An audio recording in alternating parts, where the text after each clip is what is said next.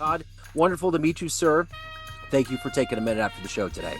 Yep, absolutely. Thank you. I appreciate you. You bet. So let's begin our journey before we get into your work by asking this. 6 years ago now, this pandemic was changing our lives, changing the world. How did you get through that era, and how has it influenced the way that you live and work today? Yeah, well, it actually influenced me quite a bit because I got canned right off the bat. So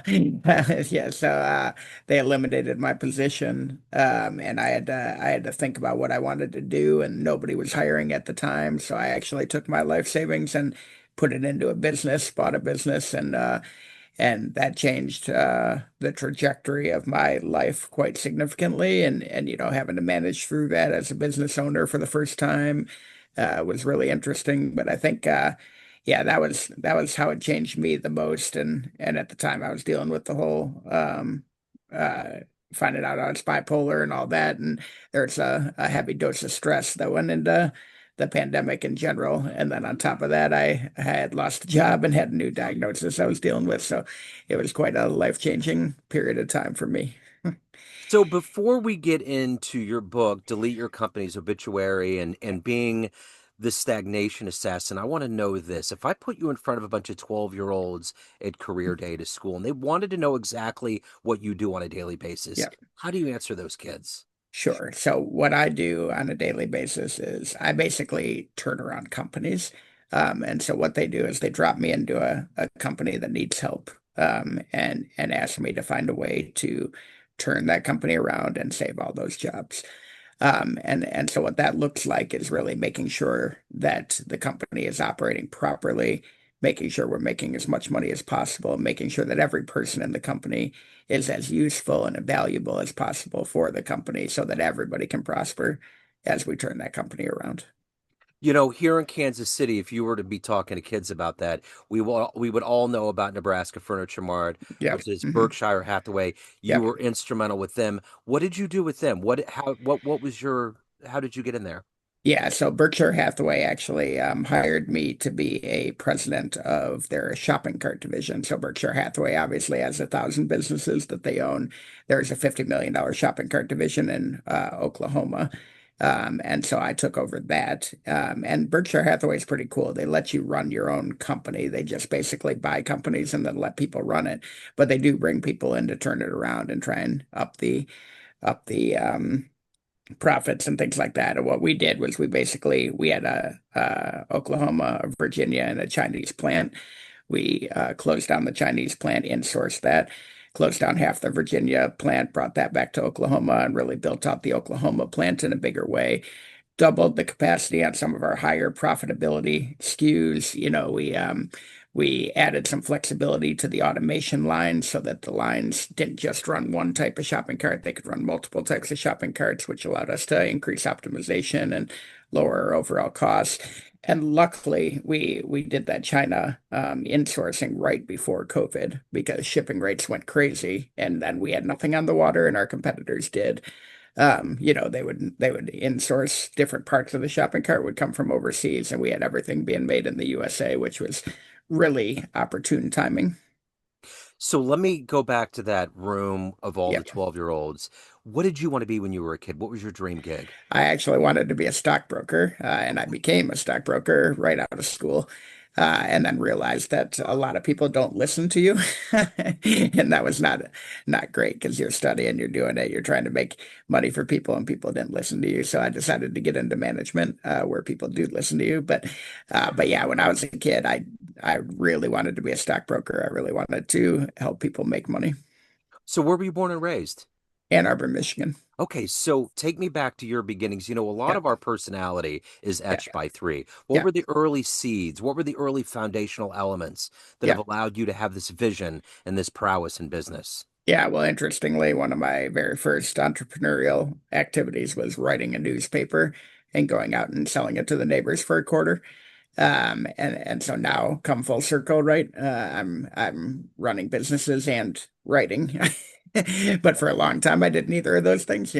So, but yeah, I would say my family always always prioritized work and said it was important. And I started to do little things on my own, and then obviously started working at 14, like we all did back then. Not as common anymore, you know what I mean? But back then we all started working at 14 and got to management pretty early and just kind of took off from there.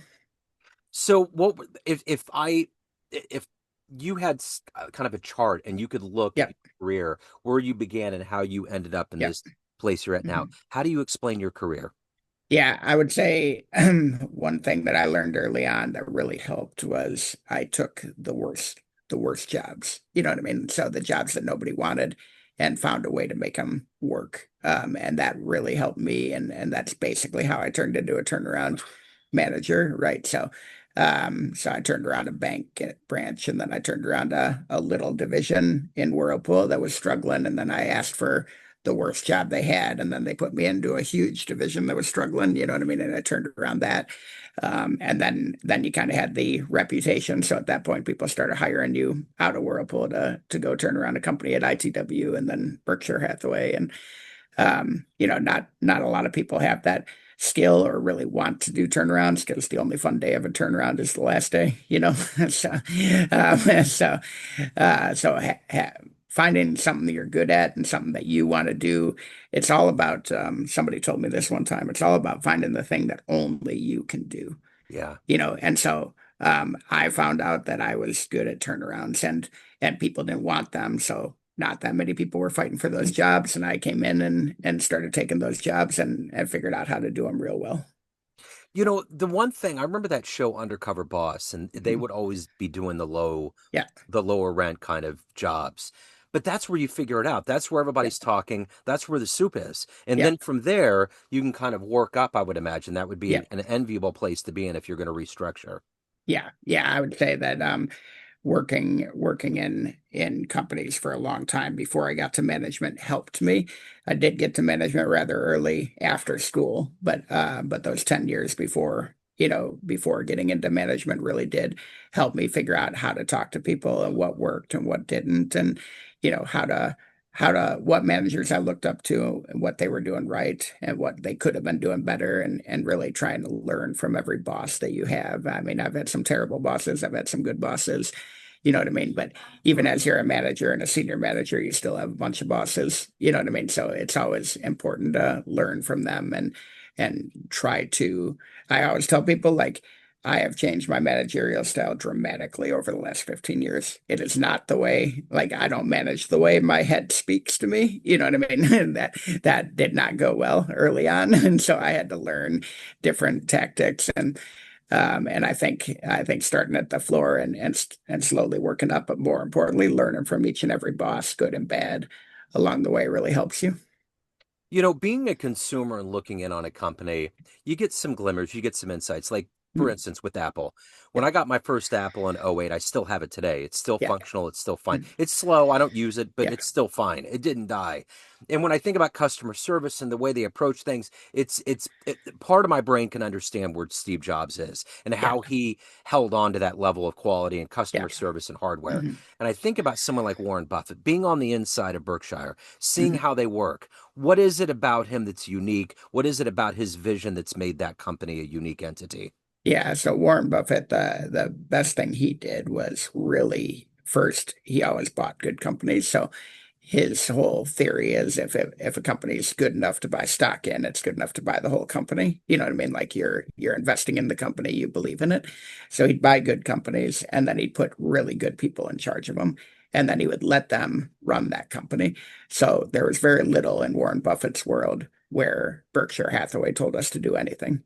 You know what Gotcha. I mean? It was basically us running the company. Now, if he didn't deliver, different people got put in. He wasn't shy about taking people out, but you got to run your company. You had pretty good funding to do different things if you needed it, because obviously he had a bunch of money, but you still had to go through the process and everything.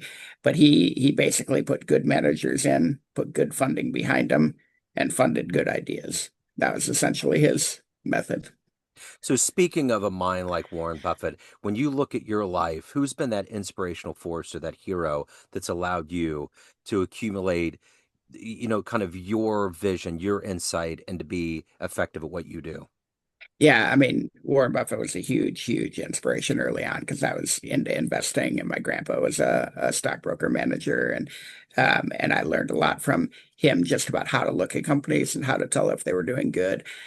Since then, I think ITW in general, obviously they have leaders who came up with this, but the ITW toolbox, the 80/20 and continuous improvement, innovation, coming from the customer and things like that really, really shaped my business methodology. So learned a lot at ITW about how to take a company that was making 5% profit and turn it into a company that's making 25% profit. It was a little different than turnarounds. They didn't do a whole lot of turnarounds there. They just did improvements. But it taught me a lot about business. And so all the 80/20 leaders, Bill Kennedy is a great friend of mine and an author on the 80/20. Like a lot of those 80/20 leaders are real big mentors for me. So you'll see these viral clips online sometimes of like CEOs talking about work-life balance and Yeah. how it's just a sham. Mhm. What's your philosophy on work-life balance? Yeah, so I kind of fall somewhere in the middle, more towards the sham, but let me talk through that.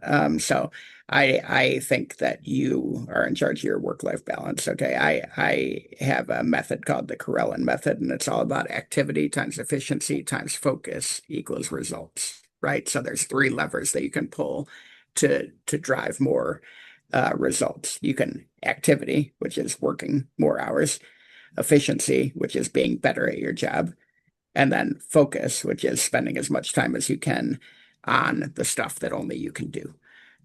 So we can all work more hours. It's real easy to say get better at your job, but it's hard to do it.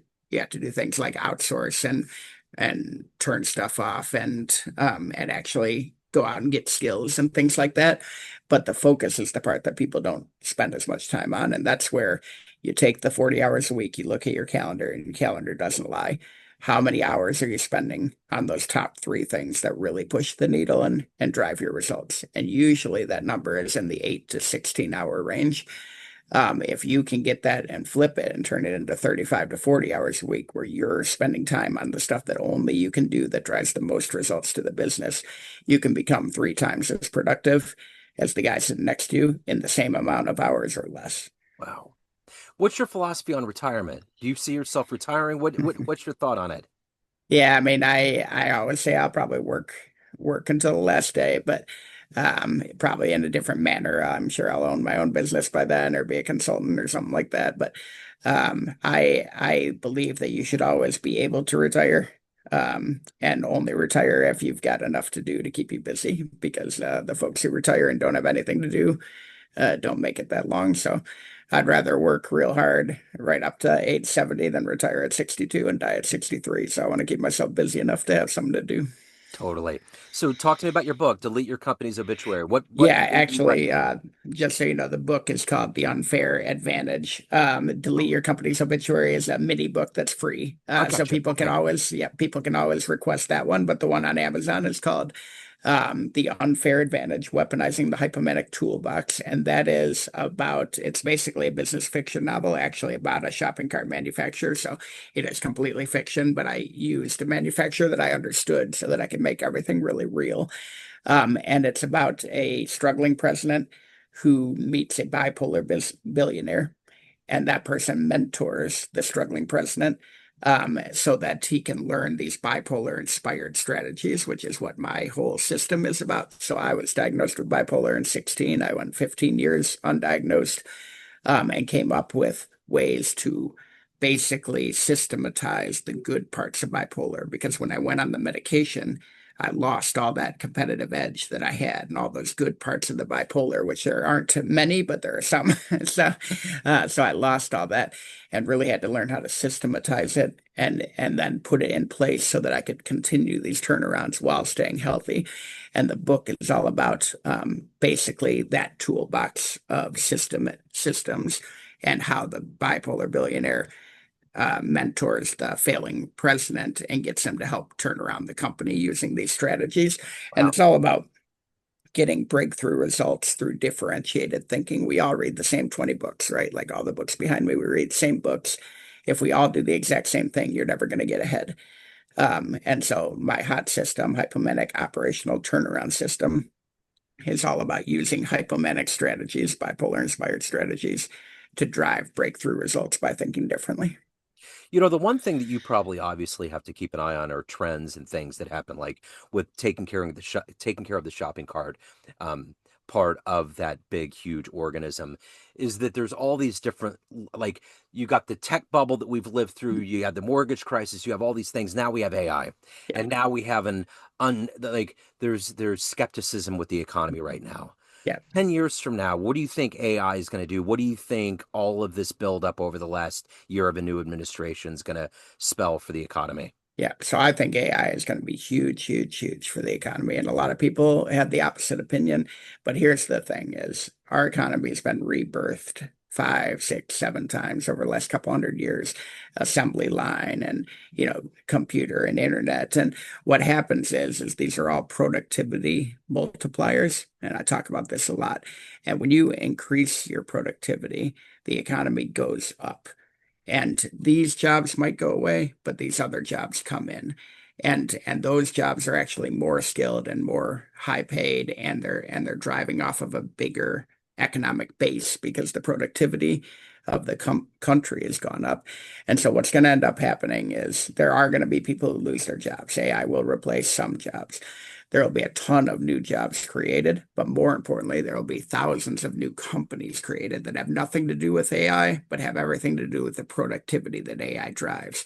So, what people need to do is they need to be the person who is taking advantage of AI in their role to make themselves more productive. Because what's unfortunately going to happen is the people who are really good at their role today are going to get replaced by the people that are okay but really know how to use AI to drive productivity. You Yeah. can be less good, but more productive, and you're going to be more valuable to the company. So people who are resisting it really need to get on board and learn how to use AI in their job and not be afraid of it, because that's going to make them more valuable, not less valuable going forward. Wow, what an interesting perspective. So when the alarm clock goes off in the morning, what wakes you up to do this job well? Take care of your soul, to do all of it at a high level.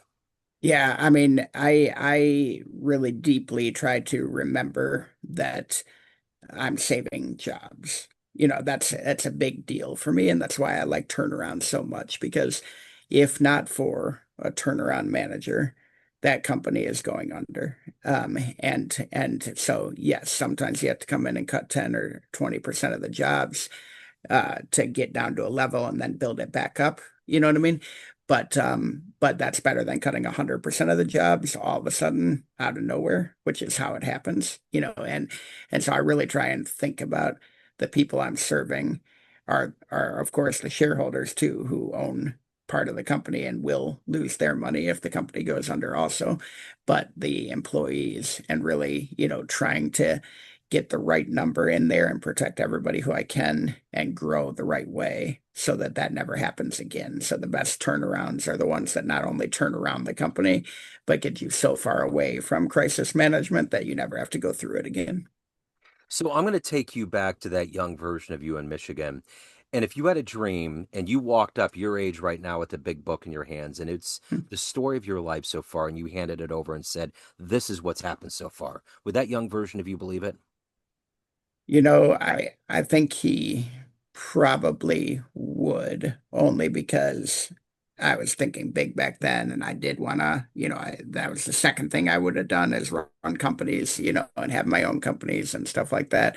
But I think he wouldn't believe, that I had bipolar and that I went through this, and then I got fired for the first time at 40, for no fault of my own except a huge pandemic, and then had to figure out how to get through that with four kids and no income. You know what I mean? And I mean, I think he would look at it and be like, wow, there's a lot of stuff that's happened. And you know what? That stuff isn't even that unique, right? Like everybody's got stuff that happens to them by the time they get to 45.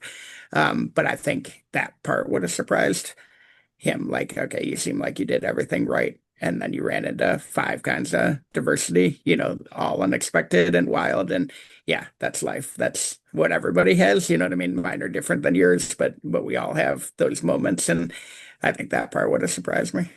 Would you give that young version of you advice? Yeah, I think I probably would have told them to get into business faster. I mean, there's just so many. So the jobs you want are the jobs that not that many people are good at. You know what I mean? And so find out what you're good at, find out what you like, and really dive into that and figure out what only you can do. I say that over and over, but it's so important. It's if a million people can do it, you're going to have to be really, really good. If you can get into your niche, you can really find what only you can do, and you can drive that and get really good at it, learn and accelerate, and end up in a job that you really love. You know what I mean? And that's important. It's not about working 80 hours a week. It's about putting 80 hours into 40 hours, and getting it done in those 40 hours, because there were a lot of years where I worked 70 or 80 hours a week, and could have done things a lot differently. I think that focus part of it is what I would tell myself to Yeah. focus on. So let's say you walked into a room of everybody that's known you in a business sense throughout your Yep. career. You walk to a hmm podium and you can tell them one fun story. Maybe the first concert you went to, the best sporting event you ever witnessed, Yeah. climbing a mountain, outrunning a bear, a fun story that would humanize you. What story would you tell that room? Yeah, that's hard. So, I think I think a story that people would find interesting is when I was 10, I said I was gonna we had the run-a-thon every year. You ran as many laps as you could. You took donations and whatnot and raised money for the school.